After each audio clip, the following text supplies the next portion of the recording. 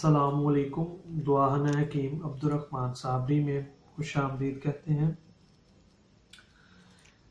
आज मैं आपको अक्कर का रह के बारे में बताऊंगा। इसकी पहले वीडियो पड़ी हुई है चैनल के ऊपर, लेकिन उसमें हमने सिर्फ और सिर्फ ये चीज़ बताई हुई थी कि इसका फ़ायदा, नुकसान और असल और नकल की पहचान।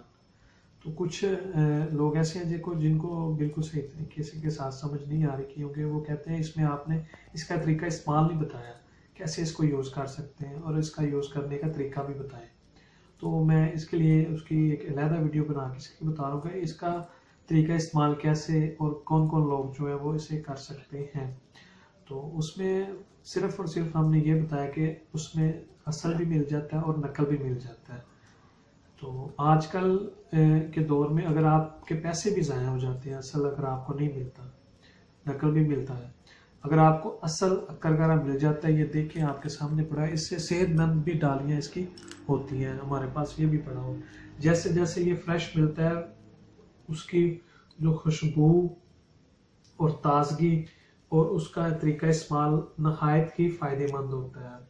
लेकिन इसमें एक अहम बात और लाजमी बात ये मैं आपको बता दूं कि ये जो होता है ये बहुत ज़्यादा खुश्क होता है। तो जैसे अगर आपको फॉर एग्जांपल इसकी जो स्मेल, खुशबू जो होती है वो मैं आपको बताता हूँ। जब कोई आप मेंथोल वाली चीज़ इस्तेमाल करते हैं, यानी कि जिसके अंदर मेंथोल ज़्यादा होता है, जो ठंडक देती है, यानी के साथ पुदीना जिसे हम बोलते हैं, उसकी भी जो ठंडक होती है, ताजगी होती है, ज़ुबान के ऊपर रखते हैं तो वो हमें ऐसा महसूस होता है। तो इसके दो जायके होंगे, थोड़ा सा कड़वाहट भी होगी और मेंथोल ठंडा भी होगा आपके, यानी कि जुबान को, गले को ठंडा करना शुरू कर देगा और खुश्क भी करेगा। तो इसका आप 1 ग्राम जो इसकी मिकदार होती है वो 1 ग्राम से जो कम हो उसे इस्तेमाल करें। इसको टाइमिंग के लिए काफ़ी ज़्यादा ऐसी मेडिसिन इस्तेमाल की जाती है जिसके अंदर इसका इस्तेमाल किया जाता है, और आपकी टाइमिंग को बढ़ाने के लिए भी इसका बड़ा अहम किरदार होता है, आपकी टाइमिंग भी बढ़ जाती है।